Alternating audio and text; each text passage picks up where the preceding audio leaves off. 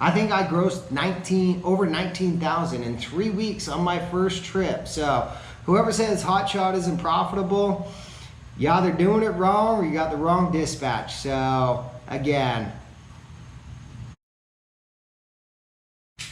so I told everyone that I was going to be giving a breakdown kind of how my experience went on the road for my first 3-week trip, right? So there are a lot of do's and don'ts out there, but this is what I experienced on my first trip. I can't speak for anyone else, just speaking for myself right here, right?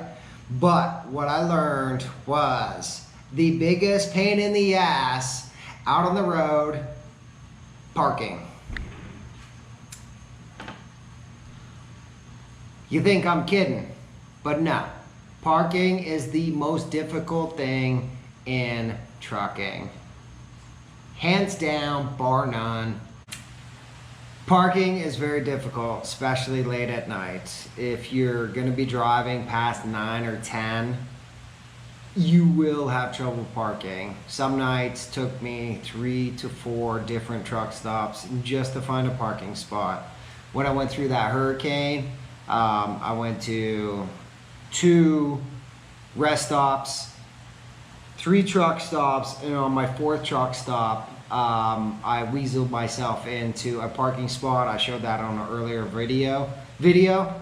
And yeah, it's really difficult, especially late at night. Second thing is, if you're not competent in backing a 40-foot trailer up, you're gonna have an impossible time parking. You cannot drive straight into 99% of the parking spaces out there. So be aware of that, especially if you're new. If you're new to Hotshot, non-CDL, because during your CDL course, you will have backup parking tests in your course / getting your license.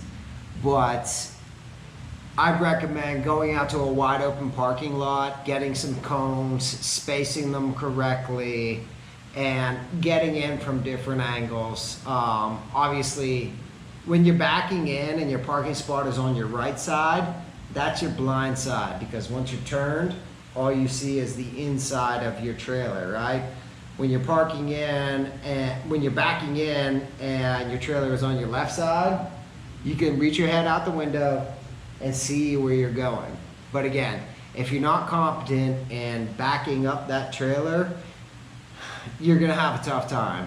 A lot of the truck stops, again, you got trucks here, you have headlights here. Especially if it's late at night, you're gonna have one guy pulling on this side, one guy pulling on the other side, so you got headlights to deal with everywhere, makes it hard to see, and then the pressure of actually doing this when other people are sitting there waiting on you, so it's very stressful. So again, I'd recommend, if you're new to this game, practice back in parking. So Love's truck stops are very nice. Majority of my time I stayed at Love's, but they do not offer reserve parking. The pilots, the Flying J's, and the TAs all offer reserve parking.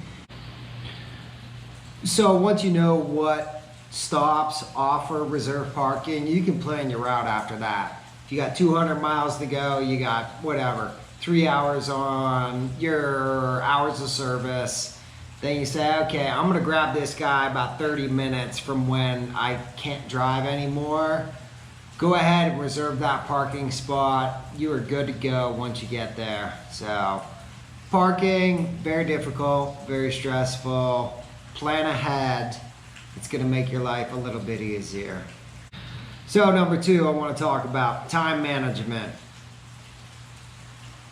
It's rough out there, okay? You are constantly under the gun. Once you're picking up, dropping off, need to be to a next stop, you gotta be on top of what you're doing, okay? The worst thing you can possibly do is lie to someone. If you lie to your dispatch and say, hey, I'm gonna be there in 2 hours, and they find you another load that's 1 hour from that load, guess what? If you say, I'm 2 hours away, and the new pickup is 1 hour away, that's 3 hours, correct? No. Number one, On that 2 hours, you will hit traffic. You will hit construction traffic. Number 2, once you get to that drop point, someone is not going to know what's going on. It's going to take you an extra hour than you think. Number 3, loading up your straps and your tarps takes a lot of time, okay? If you have 12 straps and they all take 3 minutes, what's that? 36 minutes. So, especially wrapping up the tarp, getting everything secure, because again, this is safety. Once you're out on the road, if you forget something, i.e. if you forget a piece of dunnage on your trailer that you didn't secure down because you're in a rush, guess what? You're fucked because you're gonna kill someone. So be careful. Time management, do not lie. If someone is pressuring you, if you have 4 hours left on your GPS, and I know we've all done this, when we're driving down the road in our regular cars and the GPS says, I got 3 hours and 30 minutes to get to my stop. Everyone has done, if you haven't done this, then you're a weirdo, number 1.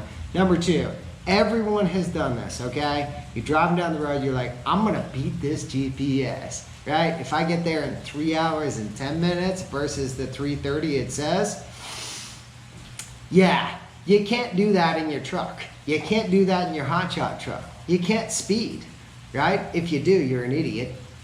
But you have to be careful. Again, construction zones will slow you down, okay? Number 2, on construction zones, if the speed limit says 55 miles an hour, go 55 miles an hour. When you're 55 feet long, there's 15,000 pounds on the rear of your trailer, and you're going through construction zones and they start going like this, and they're bumpy, going at 70 miles an hour does not work. Very dangerous, very stressful. So, construction zone says 55, go 55. So that goes back to our time management, right? Your GPS thinks you're going 70 miles an hour the entire time, except for you hit 14 miles of construction zone at 50. That cuts off a lot of time. So, again, construction traffic is very, very, very bad out there. It will inevitably be in your route. Every single time, especially if you're pressured to get to the next point, it will be there. So remember, time management. Do not lie when you're gonna get there. If your GPS says 5 hours, guess what? It's gonna be 6. Your unload time is gonna take an hour, minimum.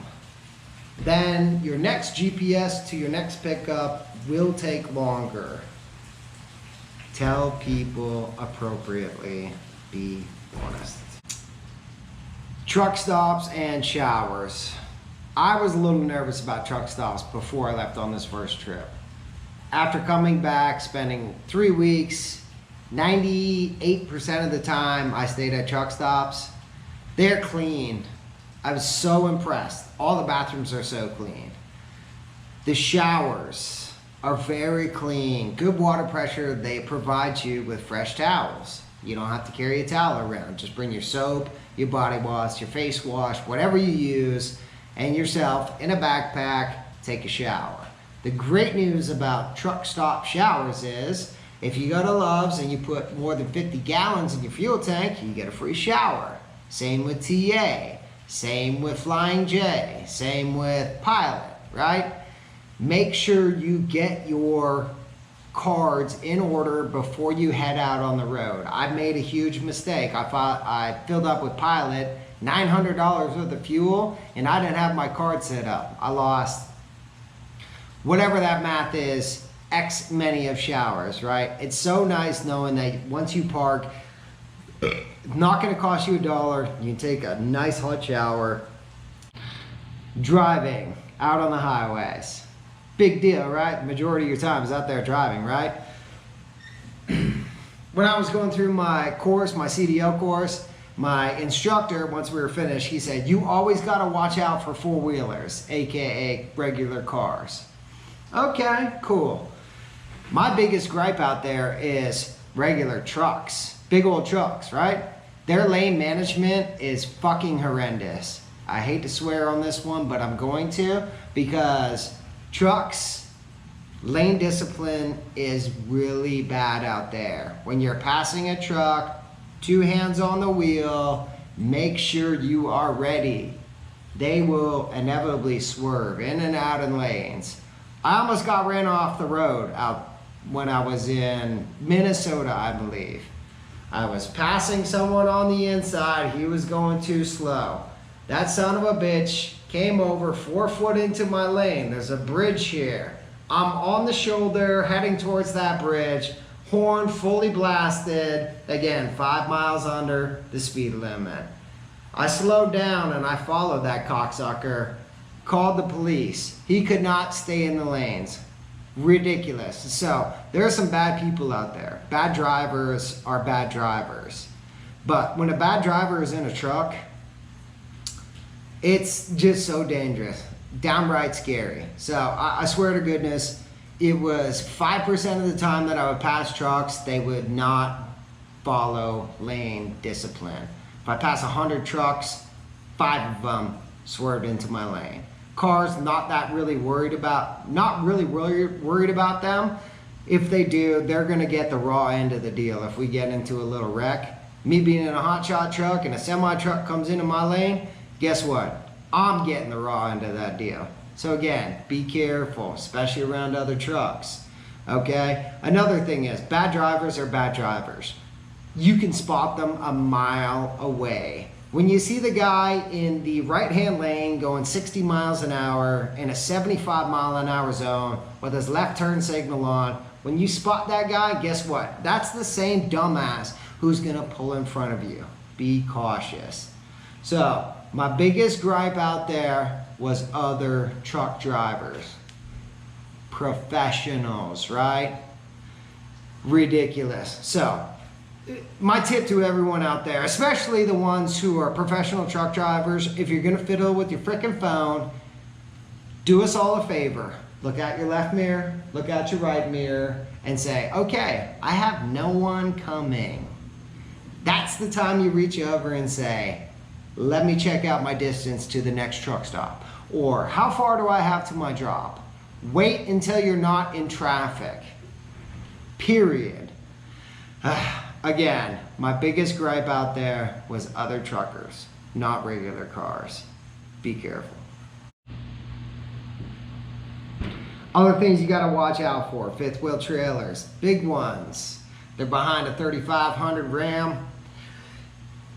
They're as long as you are, they stick up. That's not a professional driver. That's someone going away on holiday, right? Hasn't driven on the highways that much. They don't realize how long those things are, how heavy those are, and how much the wind will affect them. Be careful. Second thing is the diesel pushers, especially the older slash, let's say, not experienced ones, pulling a little Camry or something like that. When you're pulling upside those guys, be careful. They will not stay in their lanes. It's ridiculous. So, other trucks, shitty drivers, diesel pushers, and fifth wheel trailers. Oh, and the biggest one, if I can give you a red flag, ding, ding, ding, whatever you want to call it, someone driving a U-Haul truck, especially a larger one, pulling a car. They have never been in that truck, a truck that size before. They have no clue. Good news is most of them go very slow, so you can spot them again a mile away. So, U-Haul trucks, big, big no-no. The last thing I have to say about driving is be respectful for other drivers out there, okay? I was passing a non-CDL cock bag. He's in a 2500. It's overloaded on the front of the trailer, so his truck is sitting like this, right? The son of a bitch has his brights on. I pass, I even turned off my lights 3 or 4 times to give him a heads up, like, hey dude, your brights are on. Nothing, right? Nothing. He's brighting everyone. He blinded me for a while. He was going almost the speed limit, so I sped up to like 74 to get past him and get. Few miles later, I'm going on an uphill, right? This dude is miles and miles and miles back, yet I can still spot him out of all the traffic because his lights just are so much brighter than everything else. When your brights are on, you mess up people coming towards you and also people passing you and people that are around you. So please do not keep your brights on. So the last thing I want to talk about, stay organized. This is not even funny. Once you're out there, you're in a tiny little space, right?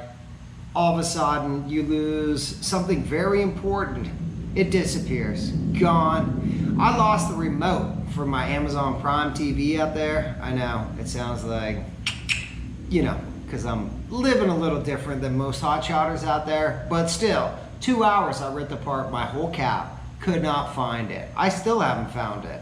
So, because I did not put that remote in the same place every single time I used it, I lost it. I could no longer watch TV. I know. My life is so difficult, but still.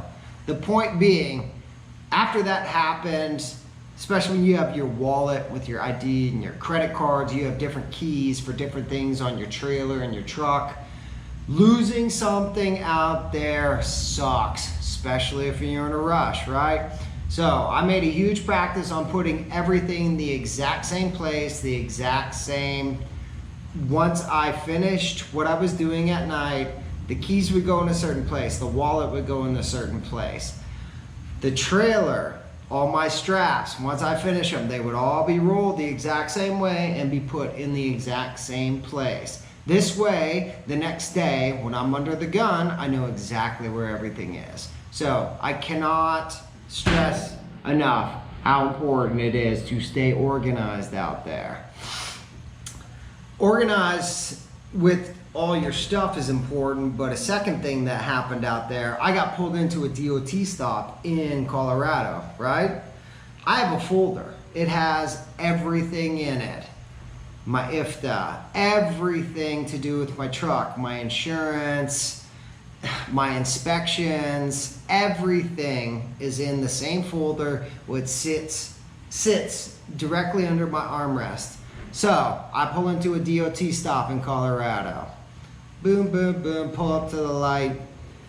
Comes up on the LED screen. Go ahead, please pull over, bring all your paperwork inside. I'm like, okay. Oh, it said permits, excuse me. Bring your permits inside. I'm like, well, I don't have any permits, but here we go. So I pull over, get out, walk up to the thing, little booth, and DOT officer is like, hey, we got a driver sick inside.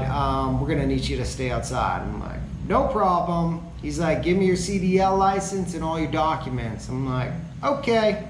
Pull out my wallet, take out my CDL, and hand them that folder. Boom. What they're out there looking for is people who don't have their shit together, right?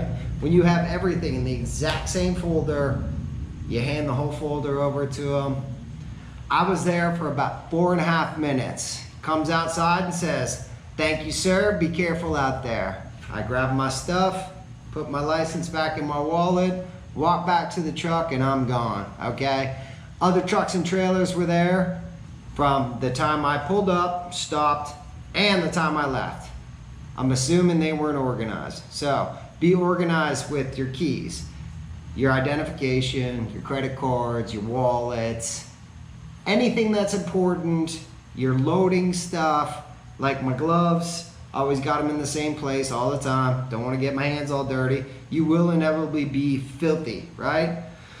Last thing is, when you're on it, loading and unloading, it's warm out there. Tarps are extremely heavy. You will sweat through your shirts, which I've proven over and over again on my first videos. So have a dirty shirt. If you're about to load, go ahead and throw that thing on, sweat through it, use it to wipe yourself off before you get back in your truck, because it's nothing worse than sitting there and soaking wet clothes driving down the road and you have 9 hours before your next stop. So I think that's it. I think those are the tips I can give, right? Like, I've only been out 3 weeks. That's it. And I learned all of this. Things went good. My money was good. I think I grossed over 19,000 in 3 weeks on my first trip. So whoever says Hotshot isn't profitable, you either doing it wrong or you got the wrong dispatch. So again,